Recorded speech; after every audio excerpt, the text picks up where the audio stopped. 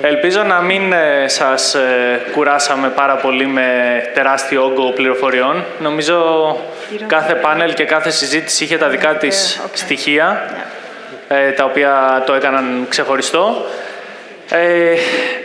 Ξέρετε, μιλήσαμε από το πρώτο πάνελ για το τρένο της βιωσιμότητας, το οποίο ξεκίνησε στην Αμερική, συνέχισε στην Ευρώπη και είχαμε ένα debate με τον κύριο Υπουργό στο πρώτο πάνελ αν η Ελλάδα έχει τη δυνατότητα να ανέβει σε αυτό το τρένο ή ακόμα και να είναι στα πρώτα βαγόνια. Και γι' αυτόν ακριβώς το λόγο θα θέλαμε να έχουμε ένα πάνελ με διεθνείς πρακτικές, έτσι ώστε να δούμε πού βρίσκονται σε επίπεδο βιωσιμότητας διάφορα μέρη του κόσμου και διάφοροι οργανισμοί, είτε μιλάμε για επίπεδο ομάδων, είτε για επίπεδο τεράστιων, αν όχι μεγάλων αθλητικών event, όπως ένα παγκόσμιο κύπελο. Χωρίς περαιτέρω εισαγωγή, θα ξεκινήσουμε με τους καλεσμένους μας. Αυτό το τελευταίο πάνελ είναι στα αγγλικά. So, I just wanted to say hi and introduce Dr. Sakis Batsilas, Deputy CEO, excuse me. Maybe your next role, not yet. Of Qatar 2022 World Cup, and Mrs. Elisabeth Overbeeke, Diversity and Sustainability Manager at Rapid Vienna. So thank you so much for being here with us, for making the trip. Maybe not the most sustainable thing in the world, but I guess this is how our lives have been structured.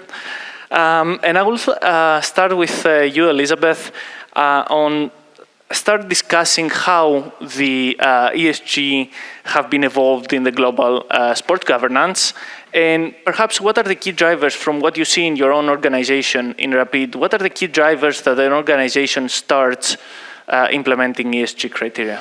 Okay, thank you. So first of all, thank you for bearing with me in English. My Greek does not go beyond ευχαριστώ, παρακαλώ, and kalimera.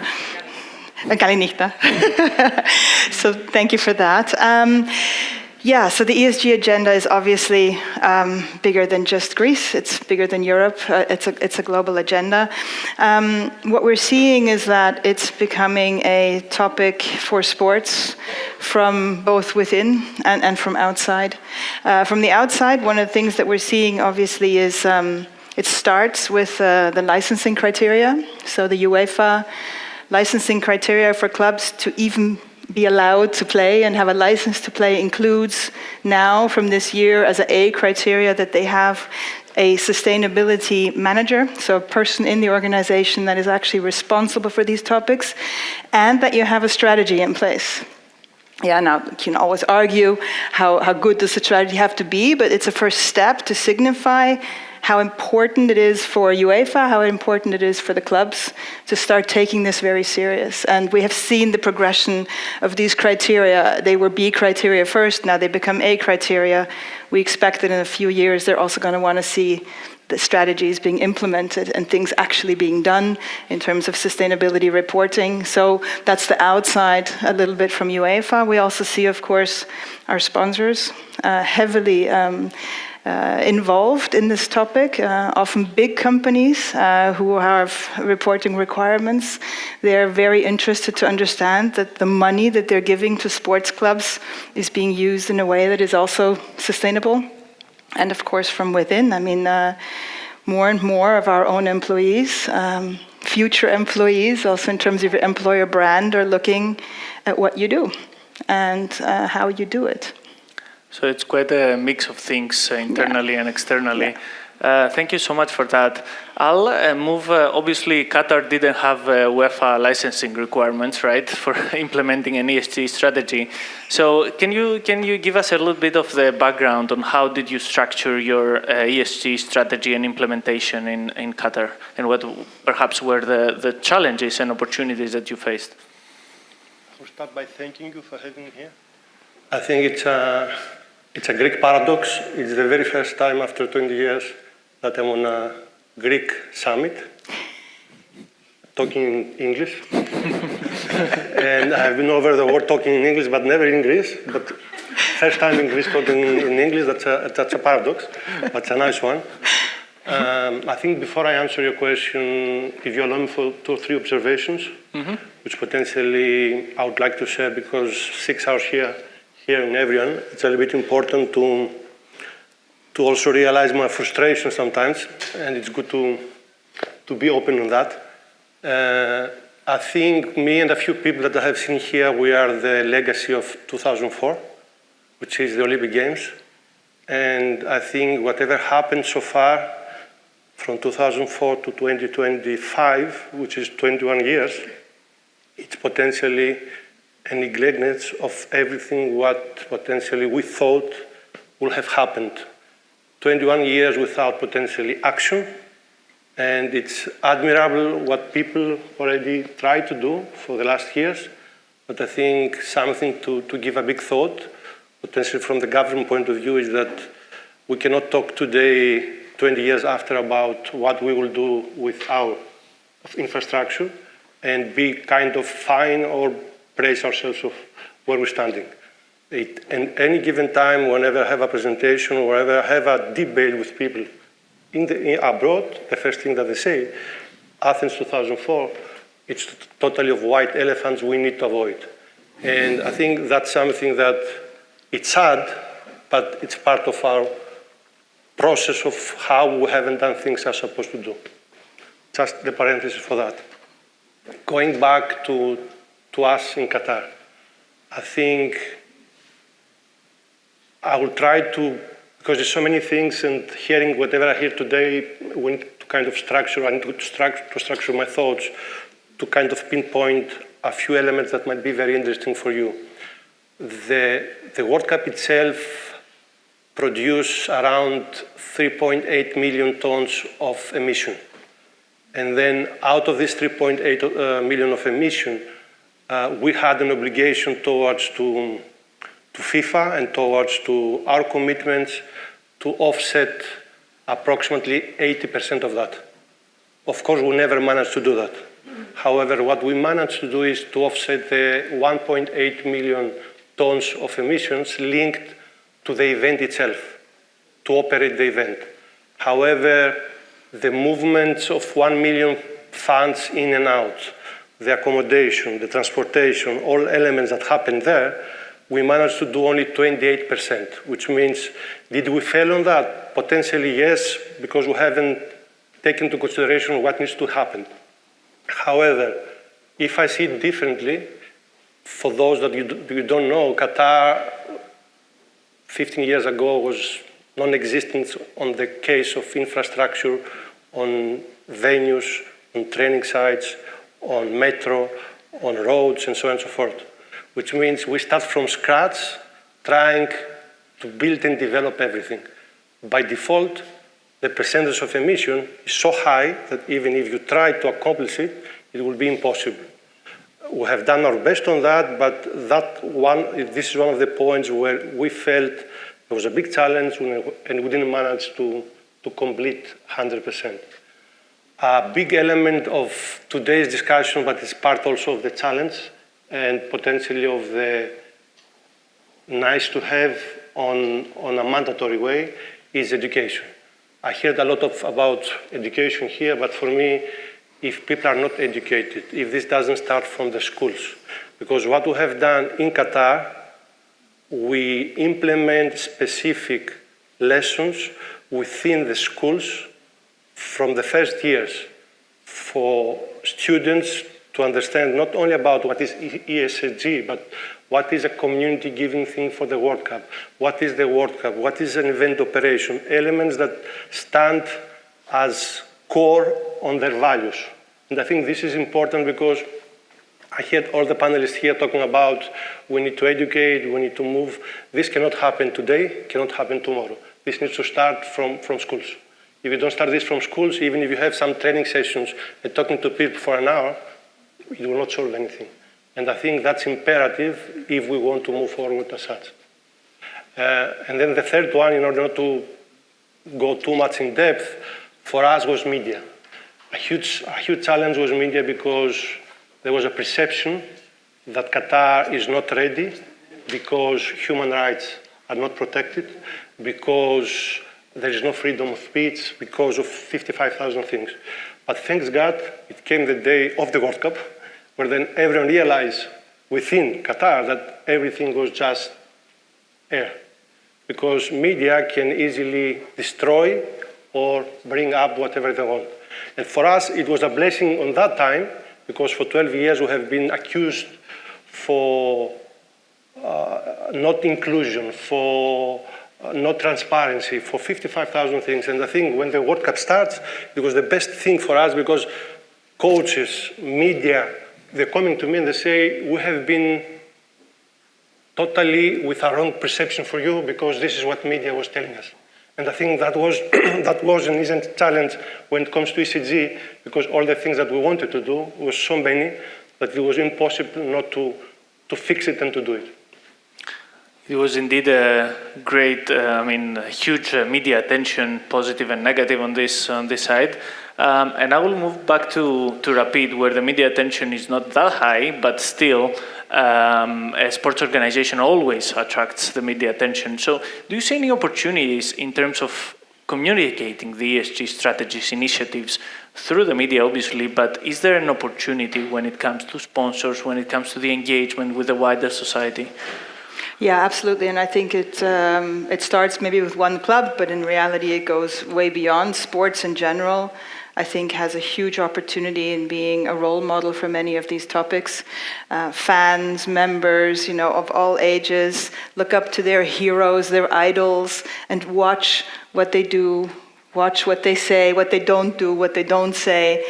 And when with that, you have a huge potential for being a role model, and you can use the media, especially social media. You can start to transport much more of what it is that you do stand for, things that you do want.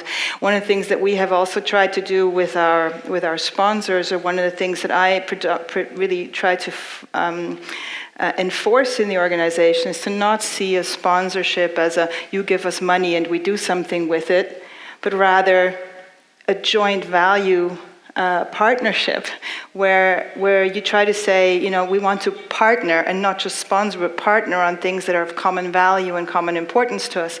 So one of the things that we've just done recently, so Allianz is one of our biggest sponsors. Our stadium is the Allianz Stadion, not the Allianz Arena, that's Bayern. We have the Allianz Stadion, but it's the same Allianz company. They are very, very, very interested in the topics of diversity. They are the sponsor of our women's team, and they are the sponsor of our special needs team, which we're proud to say we were the first ones to have a team that's fully for people with disabilities of all sorts. They play together. We've had that team for 10 years. And so when I started this job, I sat down with Allianz and I said, you're giving us money, but where are the common grounds? And they said, well, we would like to get our network, our internal network for people with disabilities, to have more visibility. And I said, well, we have a special needs team that is so credible for us as Rapid. Why don't we do something together? So we ended up doing, for those of you who've been to Vienna at Christmas, we have these Christmas markets and punch stands and stuff. And we ran an Allianz punch stand with our special needs team and their a network for people with disabilities, and raised money for their network. And it was one of the most fun evenings I've had all of December. They were having a brilliant time running the little hut, and we both went out and communicated about why it's important for us to include people with disabilities in the workplace. And so finding not just money but actual value partnerships, I think, could be a really big lever also for identifying good sponsorships, and then jointly going out into the media and into the world with it, that pays into both organizations. I think that's super important, the engagement of the sponsors. It was mentioned in rather few panels before, but this case study that you mentioned is quite interesting. I'll stay with it, and I think you're too humble to say publicly, because we said in private discussion that you are the first, Rapid Vienna is the first club in Austria having a strategy and becoming more sustainable. So what does that mean for the brand value of the club and the commercial partnerships and the opportunities there? Yeah, so indeed, my role as a fully dedicated diversity and sustainability manager at Rapid is unique in Austria. Everyone else has sustainability manager as the 8th, 9th, or 10th activity that they also do. So it's something where Rapid wanted to make a very clear statement about how important it is to us. We have a sustainability strategy that clearly states that we want to be the greenest club in Austria, the greenest football club, which is easy because who knows our club? What's the club colors? Green. Green, of course. So it's easy for us to be the greenest club. But no, it is also making a statement about where we want to go. And green, of course, is the ecological side, but it includes for us E, S, and G. And I think, yeah, just showing the importance of E, S, and G in a dedicated role with full support from the board. And going out there and actually saying, guys, we want to do this, I think has huge power, and it's actually got very positive resonance from our sponsors as well, who say, I'm glad to see that you're headed this way. So one more thing I want to pick up on was what you meant about education. So one of the things that we're going to focus on next to obviously, media and communication is actually ingraining it in our academy. So we have players from the ages of 6 onwards, and especially from 14 to 18, they're in an academy system where they have to go to school in order to play football. So if you don't do good at school, sorry, you can't be in our football academy. So it's really forcing education. And then, so it's football, it's school, and then there's the third leg that we're now building to stand on, which is really to understand what are the core values, why are they important, what is E, S, and G, and what does it mean when you just throw your half-used towel on the floor, or you wear your jersey once and chuck it in a bin, or you leave food on a plate, or you just leave the water running, or you say things that are exclusive and excluding people around you. So it really tries to get age-adequate already into their awareness from an early age that this is important. Ideally, I'd like them to leave at some point and go to the big clubs, and everyone will say, that's typical, he's from Rapid or she's from Rapid. That would be nice.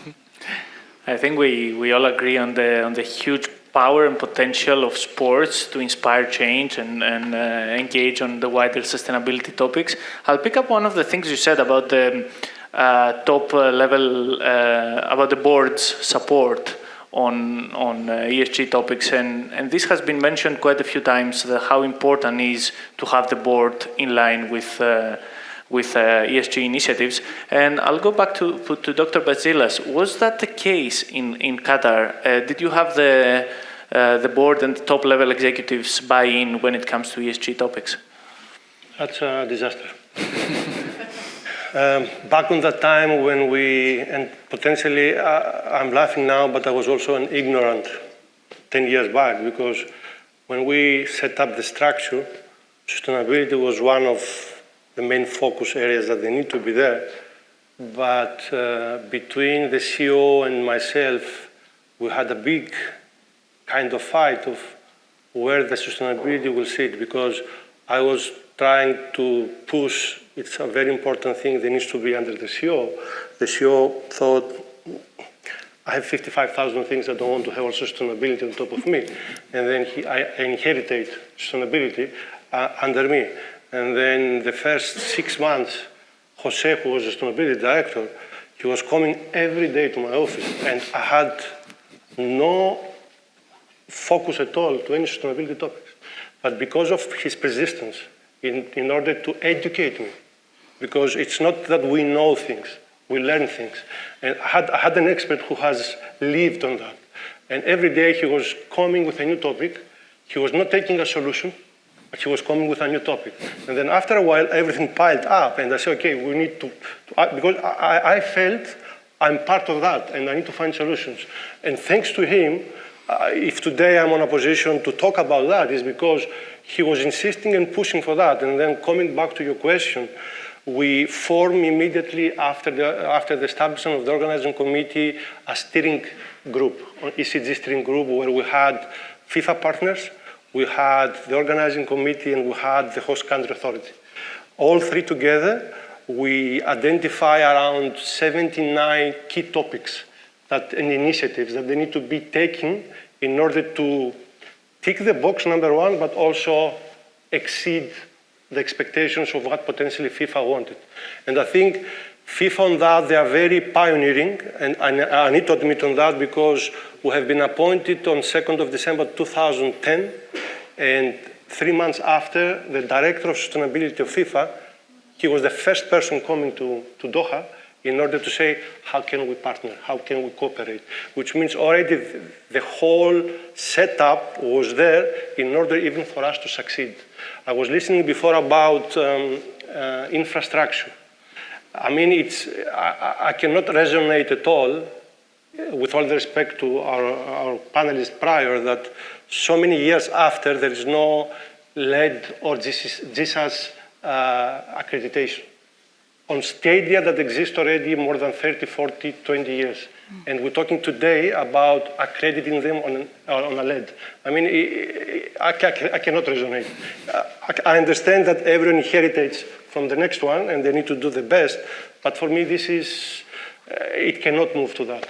Today we had 4 hours of panels and I just realized it was only the lady from Panathinaikos who was a sustainability expert specifically. Yeah. Starting from that, I mean, sustainability needs to be an element that needs to be by law, by policy, part of every organization, part of every club. Therefore, we go back also to education.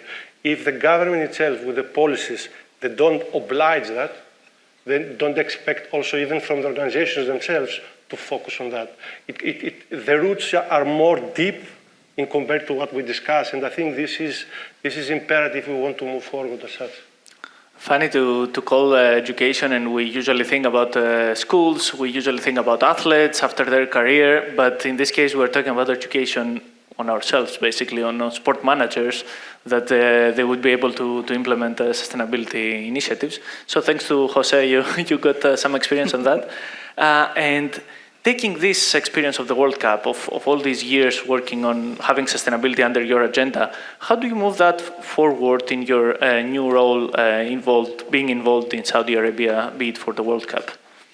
That's a different ball game. I mean, Saudi Arabia is also with similar kind of processes like Qatar, but what I realized the last year that they're running like a bullet train, and we need to follow on everything. I mean, 2 days back, one of my meetings was KPIs on sustainability. Okay. I was impressed because also the way how they think is, let's do something today. And I'm trying to hold them because they have been just appointed, we have just been appointed, and then 2 months after, we're talking about output KPIs on sustainability. And I mean, from one side it's exciting because you see that the energy is there. There's a new country, transforming country, and 70% of the population is under 30. And this is what I like. For me, mentoring is one of the most important things. And 20 years of experience, I spent hours of time on 25, 23, 30 years old boys that they want to absorb whatever they can, because now for the next 10 years, they are on the spotlight of the entire world. And I think that's so important. And talking about KPIs on ESG is amazing. I mean, we're talking about how we minimize air pollution and what will be the percentage that we feel is fine. How we maximize the water recycling in order not to, I mean, all these topics, it's so crazy to think they have been just appointed and we're thinking about that. I mean, this is where we felt as a nation and as 2004 Olympic Organizing Committee, and most of the people are failing because that's elements that if you see it differently, you need to start from today. I mean, we're building stadia, 15 different stadia. Today, from the concept to the design to the implementation, if you don't put all the ESG elements and parameters within the process of the design, don't expect after 10 years to come retroactive and do that. It's impossible.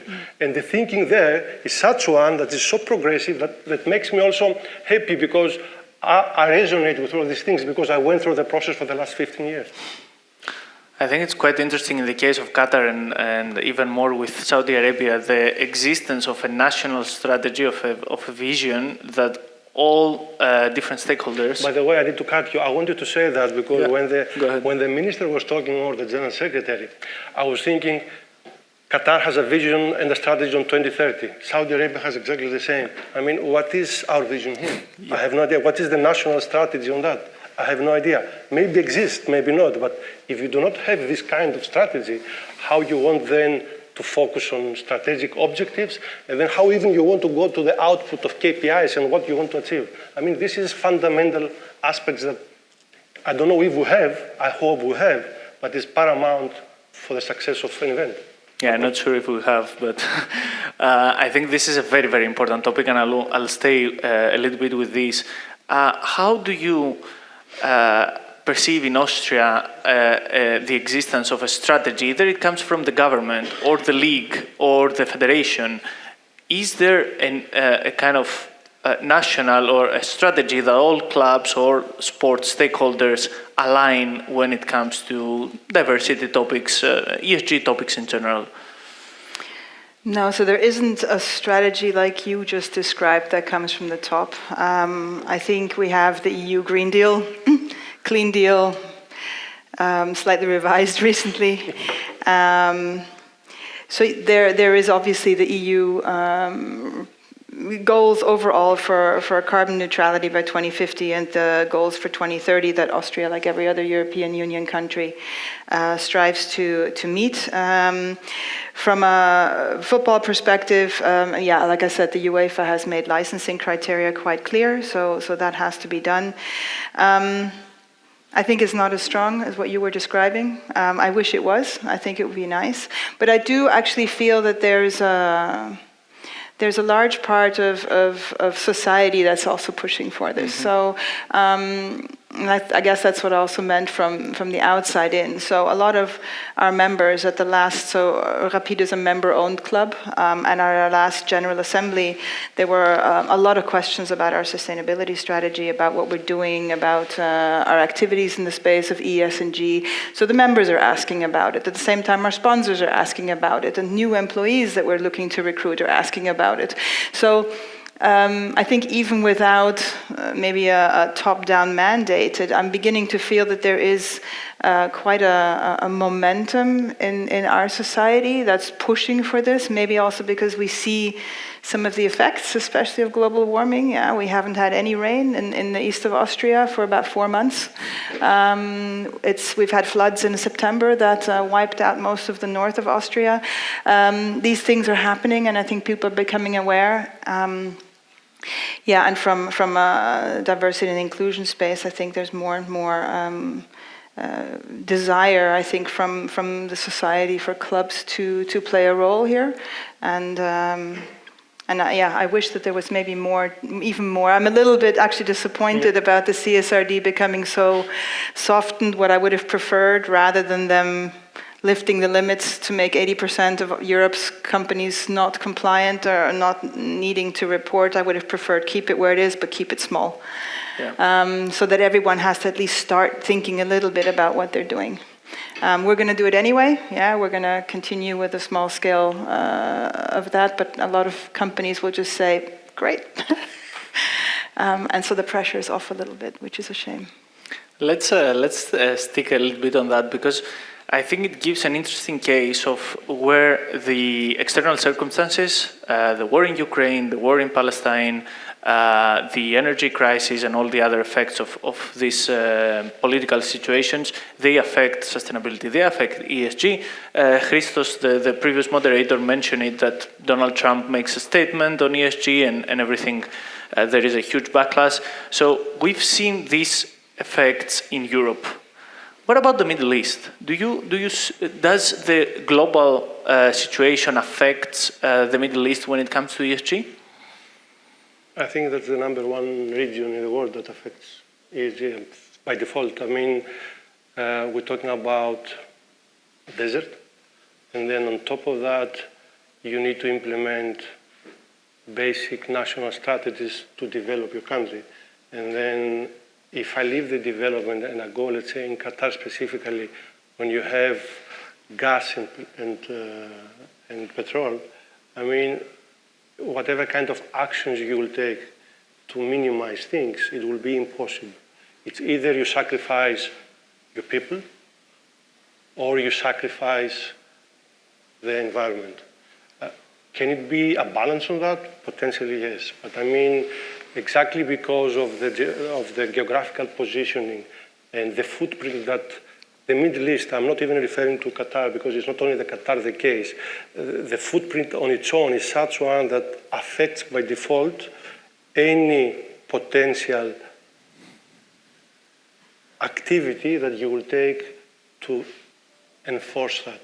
And I'm saying that is by default, it looks negative, but then one of the elements important for us that we have done and we continue doing also for the future is the offset process, which means by buying credits to offset many elements, you at least give back to the society, you give back to the nature, and this is what we have done also on many times on many projects in India, in Nepal, in Bangladesh, where we could, by default, buy 500,000 trees and then make sure that specific areas, they will have that as part of the new ecosystem. We tried to offset as much as possible, and that was also one of the elements during the World Cup. But going back to your position, that's the only way potentially how countries in the Middle East, they can balance that, balance by offsetting. Yeah. I'll go to my last question for both of you. I think also the EU, Austria, as well as Saudi Arabia, and perhaps the whole world except the United States, they have clear goals, a clear vision, a clear path of reducing emissions and then moving towards a more sustainable future, let's say. So what do you think, and I'll start with you, Elisabeth, sport, and in particular a football club, what's the role that it has to play on this national transition phase, let's say? Well, has to play is the one. I think can play is maybe the nicer way of putting it. I think there's a huge opportunity in it. I think because of the reach of especially football, but in sports, I think overall, especially the number of people that we touch with our sport, there's a huge potential that we have to get messages out there to show what's important, why it's important, why we do things, why we expect them to do things. As well, so I think there's a huge opportunity in the sport becoming more active in this space, being role model, and being very articulate, I think, about things that are just important. Yeah, we want equality or equity. We want a cleaner environment. We want good governance and transparency, and we live it by role modeling it as we go. So I think there's a huge opportunity. There's obviously a cost to it, which will make it potentially harder, especially for smaller clubs. There's also a difference whether you own a stadium or you don't. Especially with the ecological perspective. So we own our stadium, we put LED lights in, we put photovoltaic on the roof, but if we don't own it, the city owns it, then there's not so much you can do. But still, even then, I think as a role model, you have a responsibility and an opportunity, and I would prefer to focus on the opportunity rather than the need, and go a little bit beyond what's needed, because I think that's going to make the difference. If you just keep doing what's the bare minimum legal requirement, you're not going to really move the dial. I think you need to be bold and try new things and talk about it and maybe share and learn from and with others to see how others have done it, and steal with pride the good ideas and say, I saw that there and I want to replicate it because it's fantastic. 100% moving beyond the requirements and seizing the opportunity. What about the major sport events in a 10 years time and a lot of smaller events during this period? What role sport can play in Saudi in this transition to a more renewable energies and a more ecological transition anyway? Believe it or not, in Saudi, and I realized it, actually I discovered it a few days back, they went to the 2040 vision, which means the 2030 vision comes to close, and now they're thinking of what happened to the next 10 years after 2030. And then part of what they want to achieve is zero emissions, which is crazy even of thinking it today, but exactly because the transformation in the country is so massive from the top, I believe, I don't want to bet, but I believe they will manage to do that. Even the landfill waste, one of the points, even on 2035, they want to have zero waste through landfill. I mean, it's crazy, the ideas, but then the practical elements, I see it also there, because the entire mind is set in order to regulate it, how you regulate it, how you actually measure the outcome of that, not by saying it. And this is potentially the difference today of what we discuss. Many good ideas, many nice ideas. How you implement it is number one, but then how we ensure that the outcome of that is the one that you put on the right way, but also you resonate with that in order to submit the best possible. And I'm going back to the case of two days back. They sent me a file of 150 pages. 150 pages of KPIs on ESG. I get shocked, and then as soon as I start reading a bit, all the elements that I have there is not ideas. They're starting putting major elements of how they want to achieve it. Let's say simple case, and this they took it also from Qatar. We're talking about stadia and how we can make it more accessible to people. They want to implement sensor rooms to each and every stadium and each and every facility where people can be there. We introduced the sensor rooms only to 3 stadia for the first time in the FIFA World Cup in 2022. Now they want to implement it throughout the entire nation because they believe and they feel this is part of their DNA now. We had ways of measuring this KPI by saying 4 out of the 5, when we go through our research, they will say they are very satisfied with whatever happened.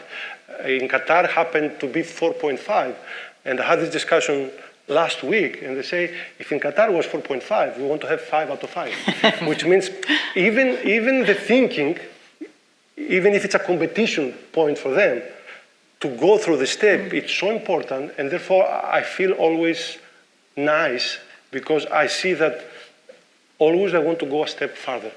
And even again, their footprint is such one that they need to have a massive, massive infrastructure. They try to find ways of how to minimize or maximize, depending on the case, the air quality or the water consumption or recycling elements. And they have factories dealing with all that. I mean, in Qatar, just to give you an example and I close with that, we produce around 85 tons of plastic. Part of ESG was how we then recycle it. The only way to do it was going to Saudi Arabia because they have huge factories on that and recycle the whole 85 tons to make sure that we offset as much as possible on all the aspects. I think the future is for them. They have the will from the top management to down, and they have also the financial support, which is also a very important thing in order to start implementing these ideas. I also a little bit resonate with everyone before, because when we're talking about ESG, there is always a financial element. You can have many ideas, but you can implement only as much as you can through our afford. Yeah. And that's potentially, on many cases, an obstacle on the way forward. But in some countries, it's much more easy to move forward. And this might be one of the points where you get ESG-interested sponsors to step in. Yep. To close on that, I don't know if it's in Greece, this. Saudi Arabia, Qatar, and Russia, they have how the money can be found. They have a 5%, there is a specific budget of net income of all the big companies, and they need to offset 5% of their net income, according to policies and laws, back either to ESG or to corporate social responsibility by law. Oh, wow. And that makes a big difference. It makes a difference because then you have, I understand that there need to be a specific net income, but then immediately you open this door to everyone that wants to apply that. So if you're looking for money, you know the approach. I promised that the previous was the last question, but since we are on time, which is a very rare thing for a Greek conference, I'll make a last one. He mentioned the competition element, and I think it's an essential point on our discussion. We've seen the sport-positive leagues, right? The Premier League sustainability ranking, the same in Bundesliga in Germany, the same in Ligue 1 in France. And we've been there, and we've seen that this competition element actually works, and the whole sports ecosystem is built on competition, right? So clubs are competing against each other on being more sustainable. We also had a discussion about implementing such a thing in Greece. Would that be an interesting thing for Austria and your league? Do you think it would work on the culture of the clubs? Totally. I think that's the nature of sport, to be competitive. So I would think that would be extremely helpful. On the one hand, because it's in our nature. I think as sports fanatics to be competitive. I think also because you're running for sponsor money. You're running for the communication about the topic. You want to be out there. You want to be seen, and especially if you lean out as far as we do, and we claim to be the greenest club, we can't afford to be number 3 on that list, right? Yes, I do think there's a definite potential in that.